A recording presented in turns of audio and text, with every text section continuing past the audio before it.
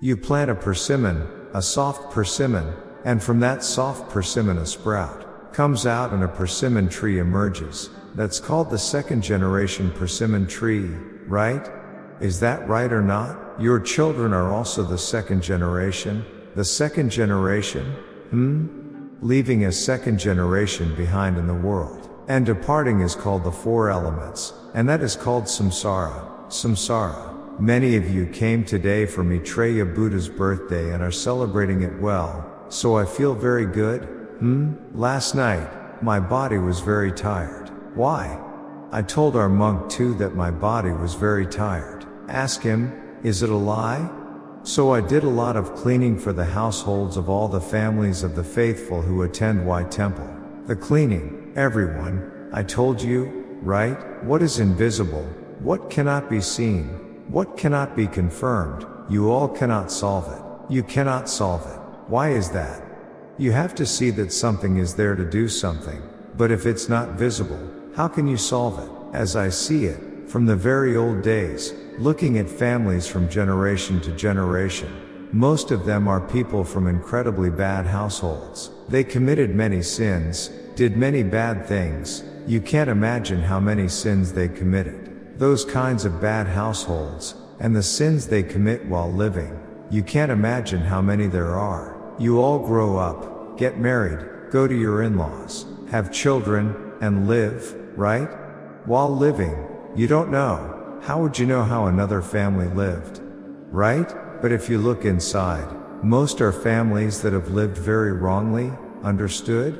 99% are families that have lived wrongly like that. So the descendants have difficulties in life. The household is not well while they live. Whatever they try to do doesn't work out well. Wealth keeps leaving. The cause of living with such difficulty is all there, understood? So, the upper water must be clear for the lower water to be clear. The ancestors must live well for the descendants to live well. I told you this for the first time last time. In existing religions, I'm talking about Buddhism. In Buddhism, when a person lives and dies, they experience samsara. I mentioned this in the introduction earlier, right? When a person lives and dies, they experience samsara, and a human comes to the world through karma. This is the Shakyamuni Buddhism that is being spread in all the temples. But that thing called karma, there is a separate place where it is used, a place where it is used, understood? The karma we use in our daily lives is separate.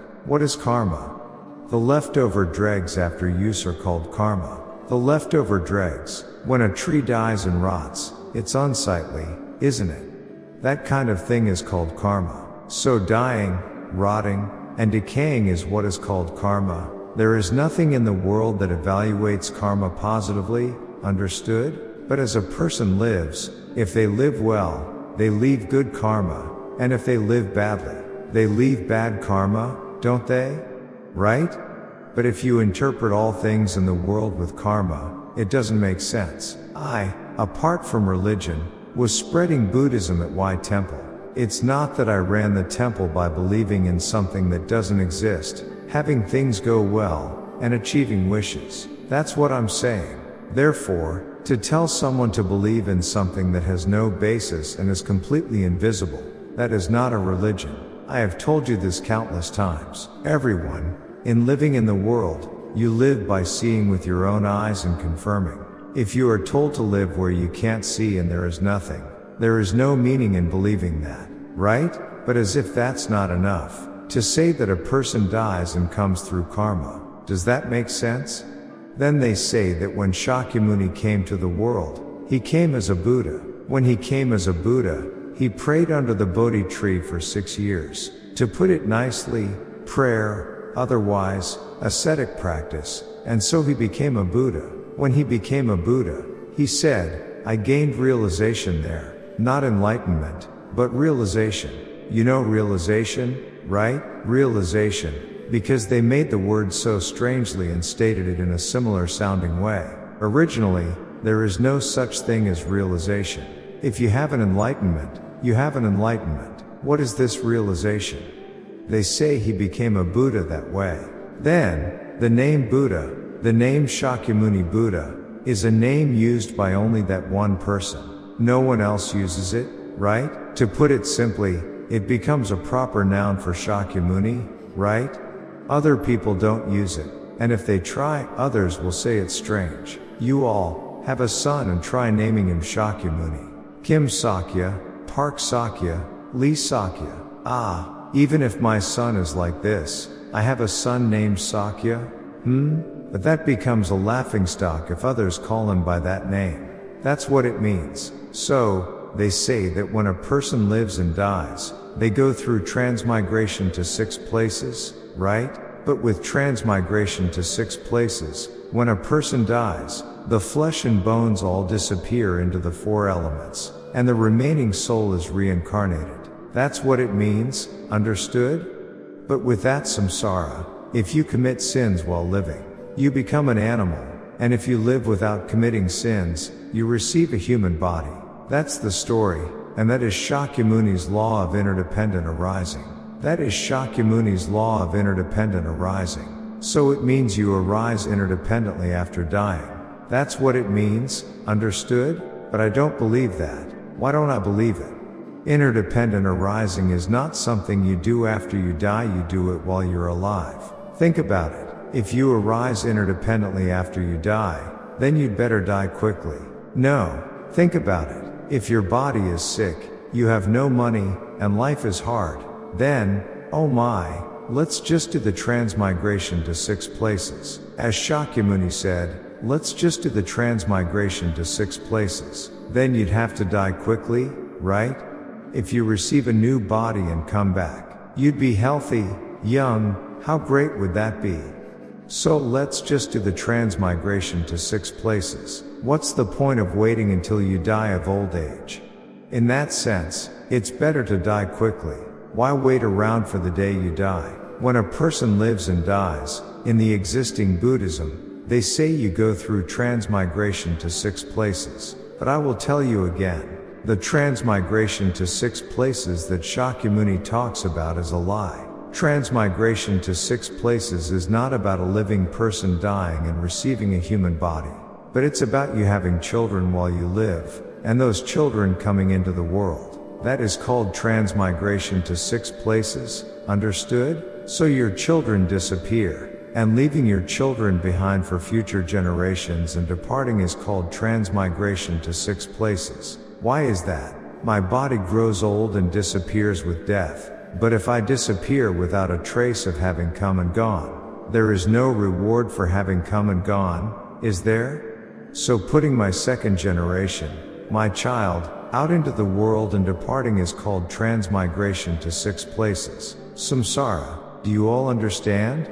That is called transmigration to 6 places. It's not that you yourself die and come back after receiving a new body. You live and then die and disappear. And your child coming into the world is transmigration to 6 places, understood? Do you understand?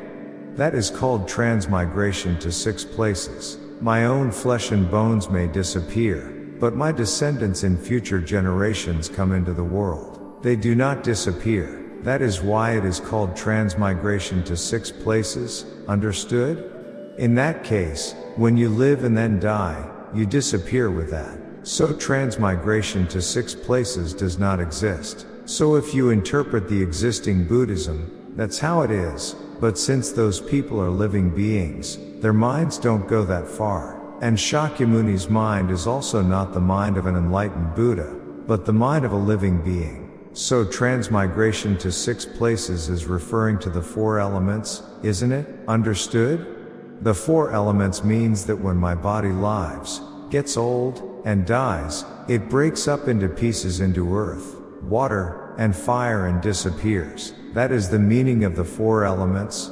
understood? To leave everything behind in the world and depart in that way is what is called the 4 elements. Did you understand?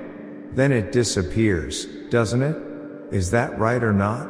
It disappears. It means it disappears. So when I myself come to the world and die, I return to the 4 elements in that way. That's what I'm saying. If I return, it's over, right? Or not? So, ending like that is called the 4 elements when you are buried in the ground. If you are put in a furnace and burned in fire, you don't become the four elements. Is that right or not? So, the more you believe in the existing Shakyamuni Buddhism, the more hopeless it becomes. Isn't that right? Listen carefully. This is a live broadcast, so those listening to this live broadcast need to pay attention and listen well. When your life comes to its last path, when you die, you disappear as earth, water, fire, and wind, and that is the final path. Then what is samsara? Samsara is, before you leave on your last path, you give birth to children while alive, raise them, and those children come into the world. Those children are not made in a factory or fallen from the sky, they are made with your own body, your second generation. Isn't that right? If you plant a persimmon, if you plant a ripe persimmon, and a sprout comes out and a persimmon tree grows, you call that persimmon tree the second generation, don't you? You also call your children the second generation, right? So, leaving your second generation in the world and departing, that is called earth, water, fire, and wind. That is what is called samsara. Samsara. What the monks say in the existing Buddhism is utter nonsense and lies. People who believe such things have no brains. You shouldn't listen to it. It's a big problem if you do. Then everyone in the world would just disappear as earth, water, fire, and wind. And there is not a single person in the world who has come back again through samsara. Do you understand? Then what did I say? A dead persimmon tree does not bloom flowers or bear fruit, right? If that persimmon tree lives until autumn, it bears persimmons, right? When the flowers bloom, and when autumn comes, do you know what autumn means? In spring, flowers bloom, and when the flowers fall, the persimmon fruit grows on the tree. So, if it reaches autumn, it has lived its whole life, right? It's the same for people. When you are born, you live your whole life until you grow old, don't you? Then the persimmon tree bears fruit. The fruit ripens into a ripe persimmon, right? As time passes, the persimmon tree ages. When you have children, you don't just have one and stop, right? You can keep having children, as long as you can. The persimmon tree can bear persimmons every year, until it grows old and dies, right? Until the persimmon tree grows old and dies, it keeps bearing fruit. For people, that's children, right? The children of the persimmon tree are persimmons, isn't that right? So, the persimmon tree doesn't bear fruit to make offerings to people, but to keep producing successors as it lives its life. But humans pick and eat the persimmons, right? They eat them. From the persimmon tree's point of view, it must feel very disappointed.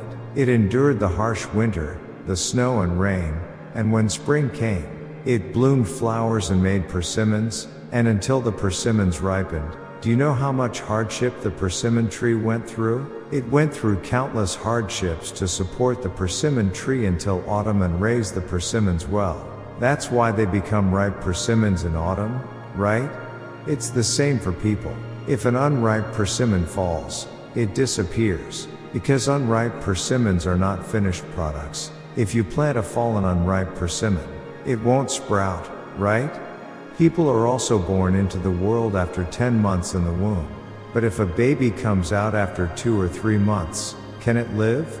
It's unfinished, so it will definitely die. It's the same for all things in the world. There is no difference. Just because it's a persimmon tree standing there, you shouldn't look down on it and say, "You're just a tree." What do you know? The life of a persimmon tree and the life of a person are the same. Look closely, they're the same. If you plant an unripe persimmon after it's dead, it won't sprout. Only when it's ripened by autumn will it sprout. For people, too, only when a child is born after 10 months, fully formed, can it come into the world and live well. It's the same. But when the persimmon tree gets old, it no longer bears persimmons, because it's heading toward death. Have you ever seen a dead persimmon tree bear persimmons? When a persimmon tree dies, it no longer bears fruit, no more flowers bloom. It's the same for people. Have you ever seen an old grandmother give birth to children? When she's old and near death, how could she have children? It's the same, that's fate, right? Now listen carefully. Shakyamuni Buddhism says that only after death does interdependent arising happen. But that's not interdependent arising. The law of interdependent arising I talk about is that it can't happen with the dead, it has to be with the living. That's what I said. So, when the persimmon tree is alive, it interdependently arises, bears persimmons, bears ripe persimmons, and keeps bearing fruit every year, right? But the dead can't do that. So why does Shakyamuni say that the dead interdependently arise? Where did that law of interdependent arising come from? Where did it come from? Tell me, where did it come from? Did it come from the land of happiness? No. There's logic in this world. If I turn off this microphone and talk, you can't hear me well over there. But if I use this, you can hear me all the way at the end, right? This is also interdependent arising with me. So, interdependent arising can't happen with the dead. That's what I said. So why does Shakyamuni say that interdependent arising happens only after death? If you just look at that one thing, isn't it obvious? How can the dead interdependently arise? It can't, right?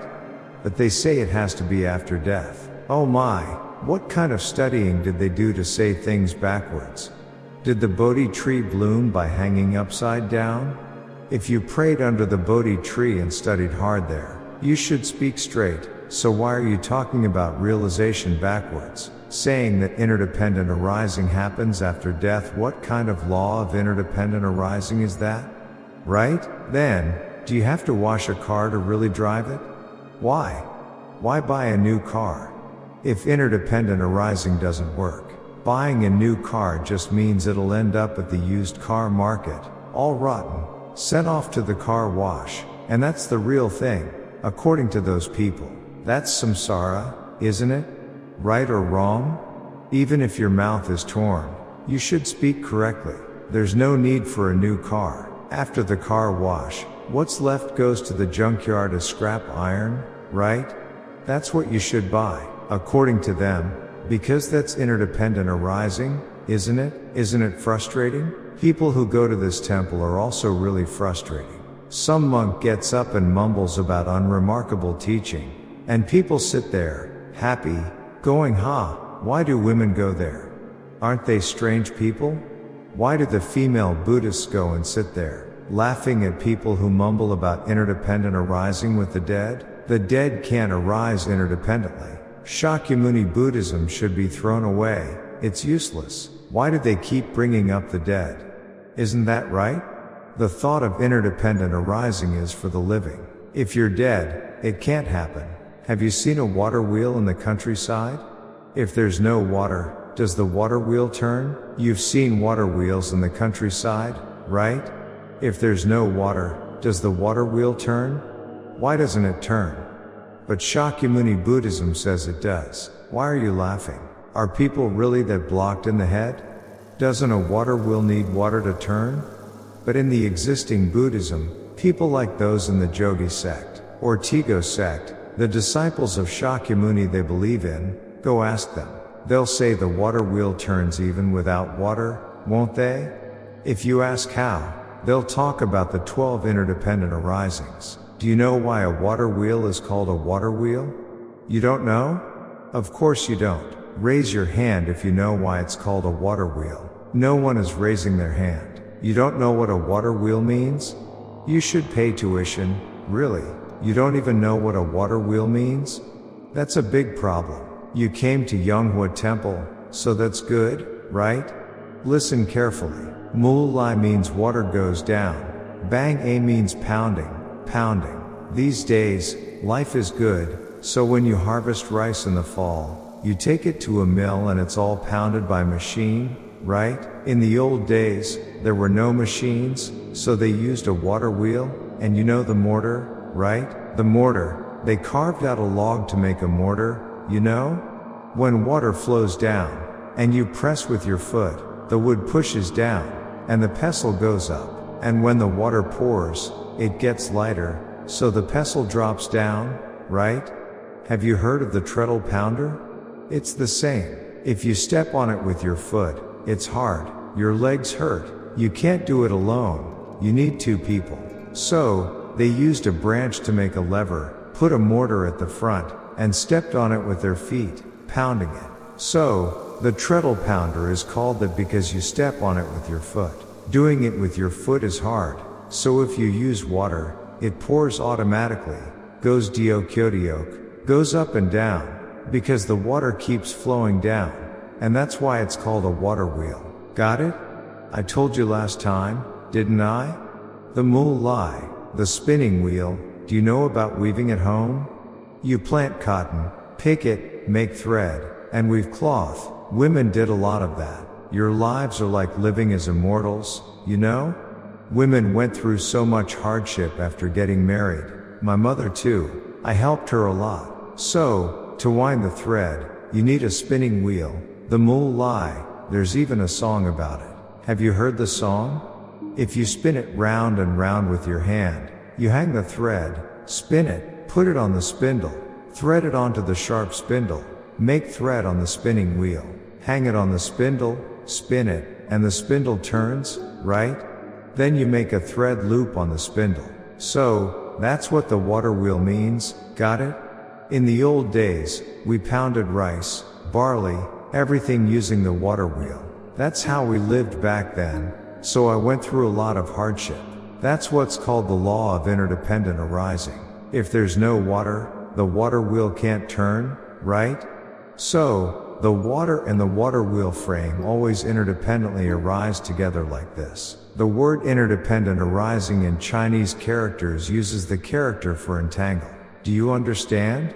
That character means things are intertwined and circulate together. So that's why it's called interdependent arising.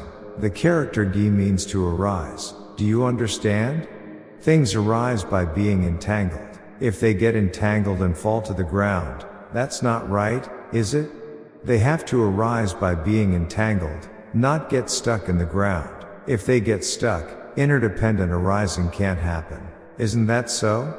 Things going up and down and up, circulating together, this is what interdependent arising means. Do you understand? So, the 12 links of interdependent arising that Shakyamuni spoke of are not the law of interdependent arising. Do you understand? Earlier, our lay leader gave a congratulatory speech, right? The Buddhism I talk about is not a religion, I'm talking about it scientifically, science. Do you understand? When you come to White Temple on Sundays, you are coming to study science, not to pray and receive blessings just because this is a temple. This is not that kind of temple. Traditional temples are religions of waiting, right? What does it mean, a religion of waiting? Think about it. Would you wait for 1,000 years for a blessing you can't see, can't even perceive? Would you keep waiting for that for thousands of years? Honestly, I can't just say anything to people, but even if you pray to Shakyamuni, are you going to wait for 1,000 years? Do you understand? You know water wheels, right? If there's a lot of water, it turns strongly. But if there's a drought and water just trickles in, the water wheel turns so slowly it takes forever to make one rotation. The millstone stays up there a long time. It should come up and immediately pound, but it just dozes up there, then comes down, and even when it goes up again, there needs to be enough water, right? It takes a long time because there's not much water, right? So, the 12 links of interdependent arising of Shakyamuni Buddha, that's not true interdependent arising. You can't use that. You should throw it away. How is that the law of interdependent arising? Think about it. Do you understand now? So, when a person lives and then dies, the self disappears. When I come into the world, meet a beautiful wife, have children, and leave a second generation in the world, do you know what that is? That's called samsara. When a persimmon tree bears fruit, the fruit ripens in autumn, falls to the ground, and sprouts again, that's called samsara. Do you understand? So even if the persimmon tree grows old and leaves the world, dies, it leaves behind its gone thought, its seed in human terms, its genealogy, leaving its genealogy in the world forever and departing, that's called samsara. Do you understand? But the Maitreya Buddha is truly a great being in this world. You came into the world with a truly precious body. Your parents created you and you were born. You live your life well, have children. And when it's time to die, if you follow the path of samsara as taught by Shakyamuni's Buddhism, isn't that the end for you? It is the end. That's why the awakened Maitreya Buddha came.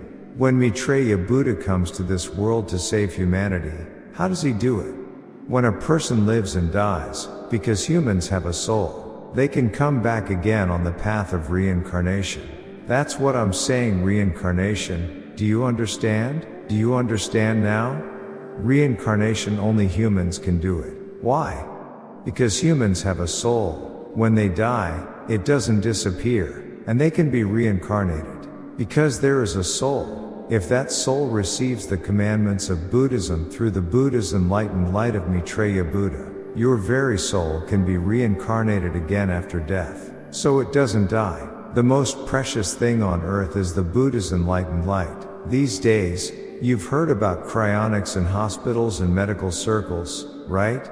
The idea is, if someone is 60, you freeze them solid, store them in a freezer, and then after 50 or 100 years, thaw them out and they can open their eyes and live again.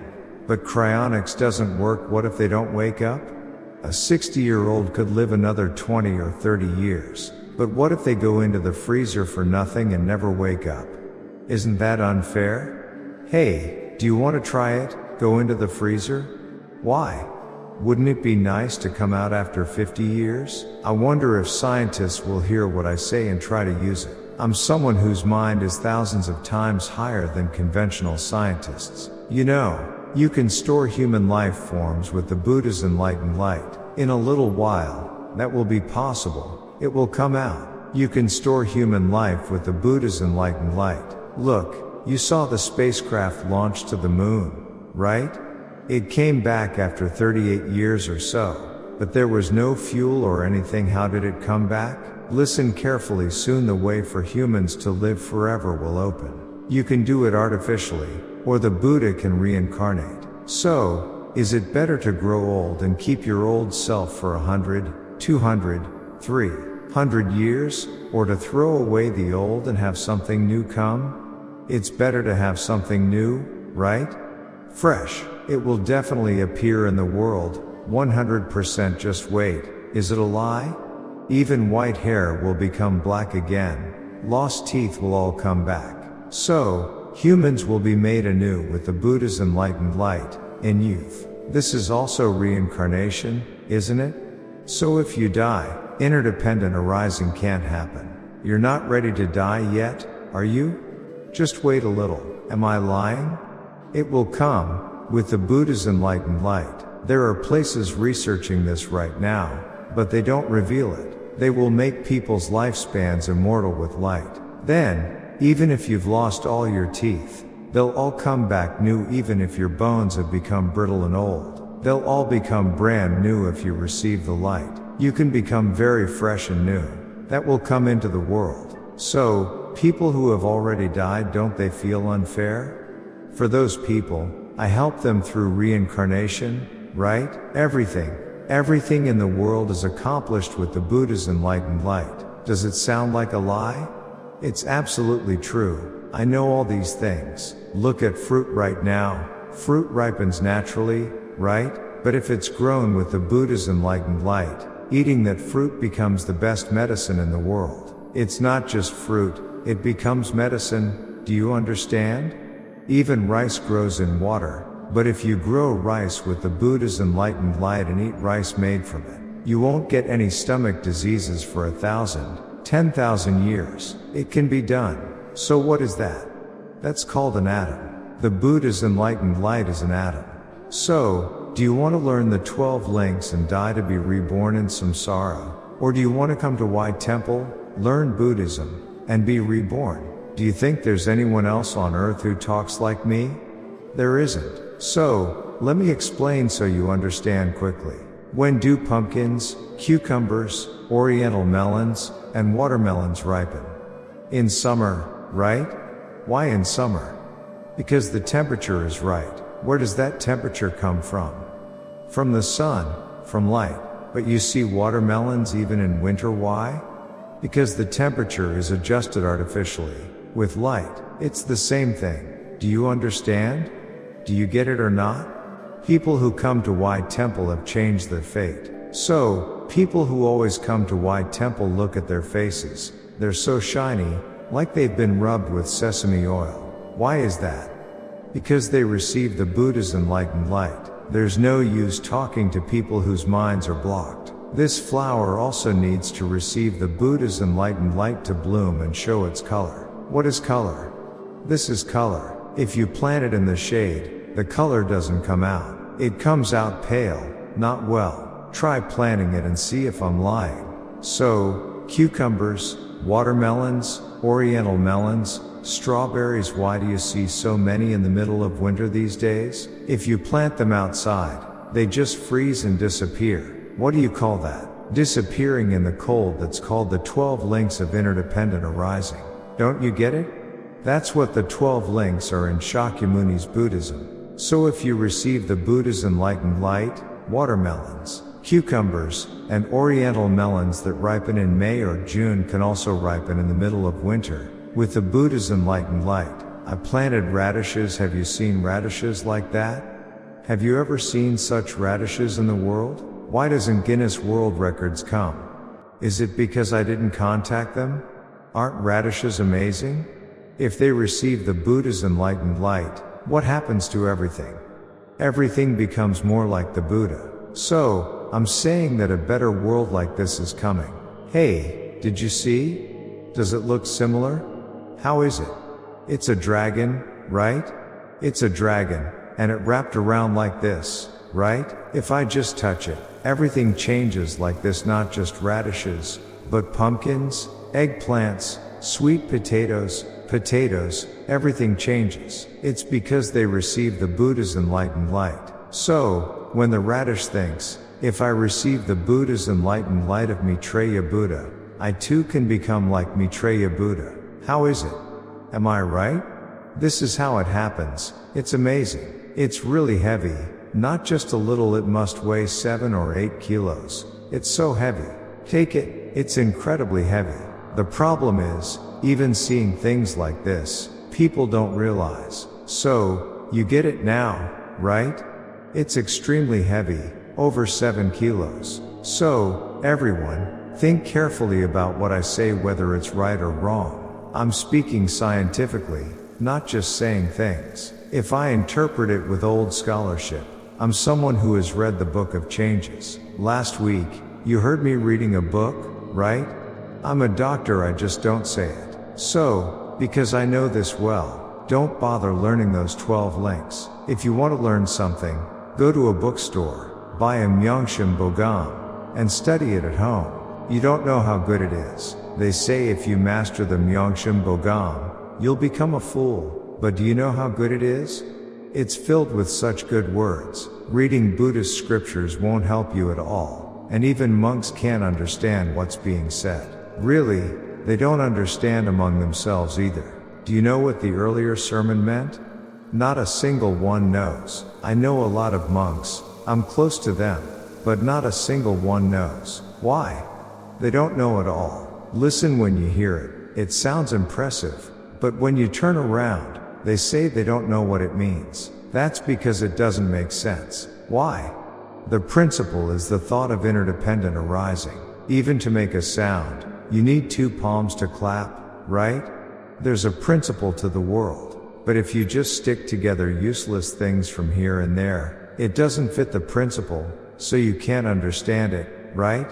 So those things are not suited to the times. You should learn what I say well, and continue the religion for a long, long time. It's because you don't know now, but Christianity is more advanced than Buddhism. Why is that? The one book called the Bible, compared to Buddhism's Diamond Sutra, Avatamsaka Sutra, Lotus Sutra. There are many, right? These are not even worth one Bible. I'm telling you, it's true. It's not a lie. I'm not defending it, but these Buddhist scriptures, you can't even use them. Those things, the words are strange words written by Chinese people. They are all Chinese words, they don't even make sense. If you believe in such things, you will beg for food. Everyone, look closely.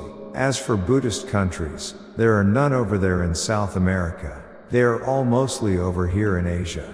There are not many well-off countries over here. They are all sitting around begging for food. You all know it when you see it, so why do that? Do you believe in the 12 interdependent arisings to die and become a cow, a pig, or a dog or pig? I told you, right? I said that if things are not the same, they can't arise interdependently, right? Those people are just reckless. A person is originally a person. A person does not become a dog, a pig, or an animal, understood? If that were the case, then the gong thought wouldn't work. Gong, if it changes, the gong thought doesn't work. Then it would have to be that the sea became a mountain, and the mountain became a sea. The gong thought, if it changes, is not the gong thought. That is why there are the 3 bonds and 5 moral rules. If you look at the 3 bonds and 5 moral rules, our country has many surnames, right? They say the Kims, Lees, and Parks are the most numerous. But even though they are the same humans, if you look at the 3 bonds and 5 moral rules, it says that a Lee cannot marry another Lee. Why is that? It's because their gong thought, their seed, is the same, so they shouldn't do it. That's what I'm saying. They can do it, but, do you understand? A person marries a person. Does a person marry a dog or a pig? Do you understand? A person, even if a woman marries a cow, she cannot give birth to a child. It's that she can't give birth. Why? Because their gong thought is different. The women cannot get pregnant. That's why it cannot be changed. Do you understand? Then if you go by the 12 interdependent arisings, if women marry cows, they would give birth to calves, and if they go to dogs, they would give birth to puppies. Why are you laughing? I'm telling you, you can't change that. I've told you countless times. The gong thought, it must not be changed. That is not gong, it's a fake. So original gong is what stays as it is originally, that is called gong. If it's a person, it's a person. A cow as a cow, a pig as a pig, a dog as a dog. Living their lives separately is the gong thought. Does it make sense that a person dies, has some kind of karmic consciousness, commits a sin, has karma, and so becomes an animal? So where did those words come from? There is a place where they came from. There is a place. Why those words came out, you all don't know well. There is a place where they came from. Why do you think those words came out? So when you go to a temple, what do the monks say? Do not commit sins. If there is trouble in the household, it is because you have committed sins and have bad luck, so there is trouble in the household. Go before the Buddha and make offerings. Make offerings earnestly. They say this. They put Shakyamuni up as the number 1 target. People called Shakyamuni, like this. If you pray and ask earnestly to that, good things will happen. The Buddha will resolve everything and comfort and give you everything. That's the meaning. What do you call that? These people are in big trouble. Taoism, that is called Taoism. Do you understand? Taoism, because Shakyamuni is dead and gone, right? Then if a persimmon tree has died, go under the persimmon tree and pray every day. Please come back to life. Then will the persimmon tree come back to life? Then, if you saved a persimmon that fell from that tree, kept it in storage, and then suddenly the persimmon tree died, then you bring the persimmon and say, hey, pray for it to come back to life. Will it come back to life? Why are you laughing? It's because you are so dull of hearing that I say things like this. Because you are dull of hearing. The 12 interdependent arisings are not interdependent arising, understood? And the transmigration to 6 places, that is not samsara. Samsara is dying and disappearing. Then there is no reward for having come and gone, right? That is why leaving a child behind and departing is called samsara. Now you've learned for sure, right? Next time you go to a temple and a monk says, may you have a good samsara next time, what would that mean? It means, may you quickly die and disappear. That is how temples made a living. That is why the temple is Taoism. That is why the temple is lesser vehicle Buddhism. To become a greater vehicle, you must have an enlightenment. Having an enlightenment is not about believing in Buddhism to get it, but having a scientific enlightenment is the greater vehicle. Religion, understood? Therefore, to achieve something by praying is a lie. Because you are trying to achieve it by praying, monks are needed, understood? Because you pray, they make a Buddha statue like that and you have to pray to it. If they put up a scarecrow and told you to pray, would you pray? That too was the result of enormous research.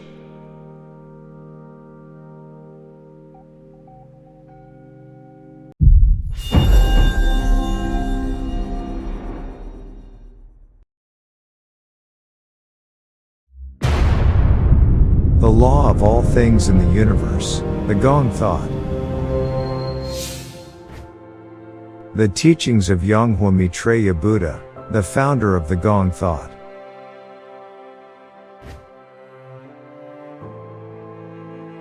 An enlightened Buddha emits light from his body and saves living beings with Buddha's enlightened light. The light of the sun that creates all things is Buddha's enlightened light. And only the Buddha's enlightened light of an enlightened Buddha can make humans reincarnate. The Buddha's enlightened light of the living Buddha. That is precisely the Gong thought.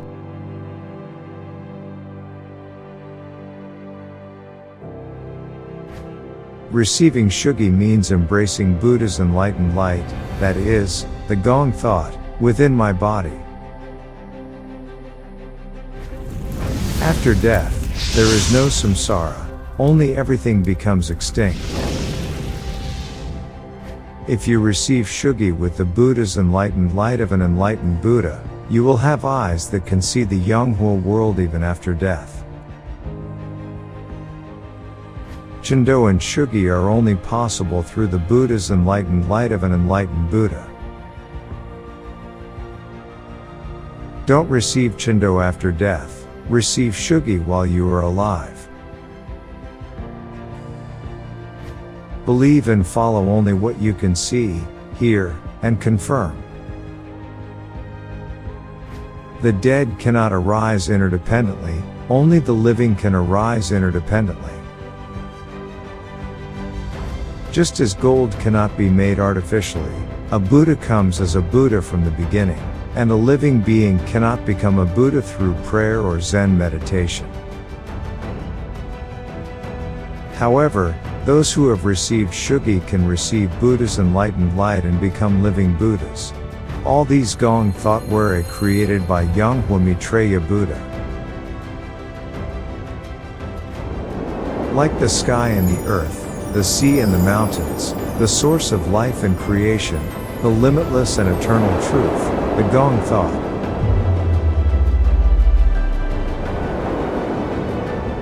See, hear, and meet 용화미륵 Buddha's Gong thought directly every Sunday at Yonghwasa Temple in Surazan Mountain, Anyang.